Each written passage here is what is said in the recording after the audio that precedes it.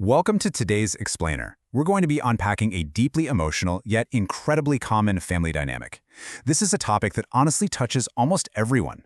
Whether you're a parent out there trying your absolute best, or maybe an adult looking back and trying to make sense of your own childhood, this is for you. We're diving straight into the fascinating psychology behind parent-child relationships, pulling directly from some really compelling developmental psychology research. So, let's get right into it and explore a paradox that has literally left generations of parents scratching their heads. This right here is the heartbreaking question at the very core of our explainer today. Have you ever wondered why children distance themselves from parents who sacrificed absolutely everything for them? It's a huge paradox, right? You have these parents who give up their time, their hard-earned money, and even their own dreams just to make sure their kid succeeds. But then, the kid grows up, and the parent ends up being the one person the child feels the most emotionally distant from. They might visit out of sheer obligation on the holidays, but they never just call to chat. So what is actually going on here? Well, it comes down to a massive disconnect. On one hand, you have the parent's totally genuine belief, I gave up everything and I sacrificed so much for you. And these are highly responsible, well-intentioned folks who poured their absolute hearts into raising their kids. But on the other side, the child's lived reality is often something more like, I just can't talk to my parents when I'm in trouble. So instead of turning to the people who sacrificed the most for them, the child turns to a friend, or honestly, just tries to fix the problem completely alone. To figure out why this gap exists, we need to look at how our brains actually record those early years. Let's dive into our first major concept: parents' love versus children's memories. What is super fascinating here is how psychology views human memory. It tells us that a child's closeness to a parent actually isn't determined by how much money was spent on them, or the fancy schools they went to, or even the sheer, overwhelming volume of love the parent has in their heart. Your brain doesn't keep a spreadsheet of sacrifices. Instead, the brain remembers the emotions it felt when you were around. Think about it. If a parent is working 3 jobs to provide, but the emotional vibe at home is constantly tense, anxious, or highly critical, the child's brain just records that tension. The child remembers how they felt in your presence, not your resume of sacrifices. To really grasp this, we have to look at the groundbreaking work of British developmental psychologist John Bowlby. This brings us to Section 2, the safe base of attachment. Bowlby coined the term attachment, but, pop culture has kind of twisted what it means. People usually hear attachment and think of a warm, fuzzy feeling of love. But in psychology, attachment is actually a literal neurological learning process. It's the brain doing a constant background safety check, eventually deciding, okay, I am safe when I am near this person. If a kid constantly has to walk on eggshells, or if they're always hyper-anxious about their parents' mood swings, the brain absolutely does not label that parent as safe. Even if the parent says, I love you every single day, the brain treats them as an evaluator, not a protector.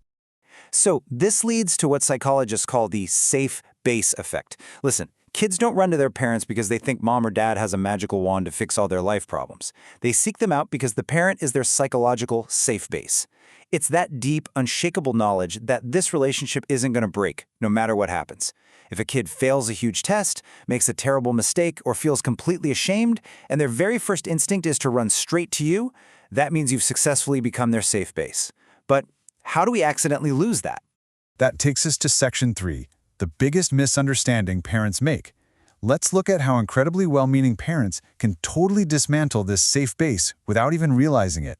We've all heard this phrase. Maybe you've even said it. It's for your own good, or I'm only saying this because I care. It's probably the most common parenting phrase on the planet, and when a parent says it, it's almost always coming from a place of pure protective love. But here is where it goes sideways. The child's brain processes it entirely differently. Because of what usually comes after that phrase, it fundamentally alters how the child views the entire relationship. Think about when a kid comes to a parent with a problem. Maybe they bombed a test, got into a huge fight with a friend, or want to quit a team. If the parent immediately jumps into fix-it mode or critical advice, saying things like, well, did you study hard enough? Or what did you do to start the fight? The child hears something completely unintended. They hear, I am being evaluated, not understood. I'm only loved when I succeed. My results matter way more than my feelings. Over time, they just learn to hide their true emotions. They'll share the wins, sure, but they hide the failures because they're anticipating a lecture instead of comfort. So how do we fix this? A lot of parents naturally worry that if they just validate every little thing, they're going to raise spoiled kids. Let's get into Section 4, Conditions for Lifelong Trust. It's really important to clarify that being a safe base does not mean you just nod and agree with everything your kid does.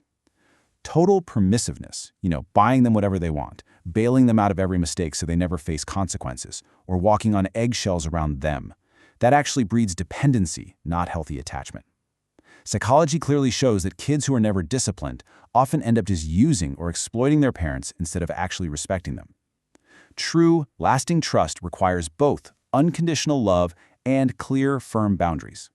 It all comes down to how you enforce those boundaries. When a child messes up big time, the exact way you correct them determines their psychological safety. If you attack their character, saying something like, "Why are you always like this? I literally can't trust you," that totally shatters the safe base. But if you correct the behavior instead, it sounds more like, "Hey, what you did was clearly wrong, but that mistake doesn't change your value to me." It's such a subtle shift in wording, but to a developing brain, it is everything. It teaches them, okay, I might get scolded, but I'm never going to be abandoned.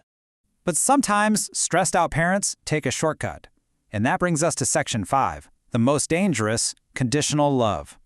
These are tough words to look at, but we have to. If you don't listen, I'm just going to give up on you.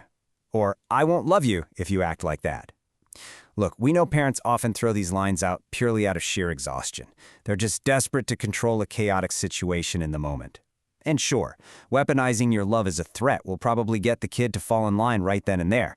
But the long-term psychological cost, it is absolutely massive. That quick fix has a really heavy price tag.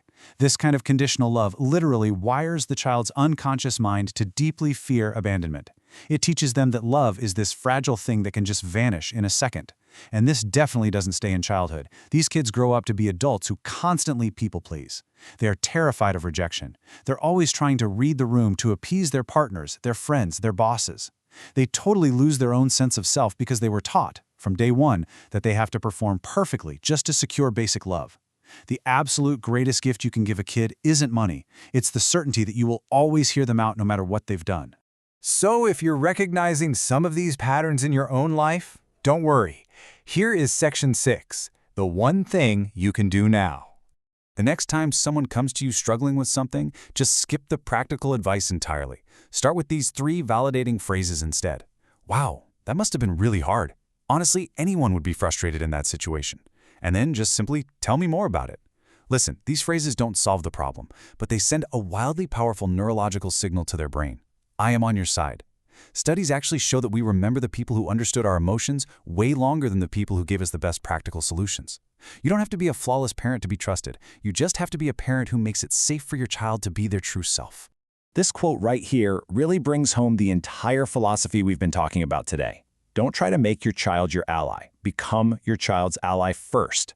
Stop trying to control every outcome. Stop evaluating all their results, and just start looking at their heart.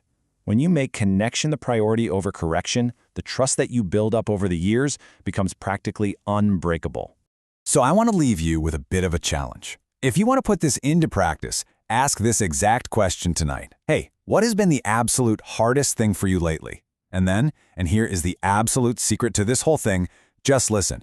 Don't jump in, don't interrupt, don't offer a 10-point plan to fix it, and definitely don't tell them what they should have done differently. Just listen and validate. That one single conversation could literally be the spark that transforms a relationship for decades to come. So what would happen if you gave it a try today?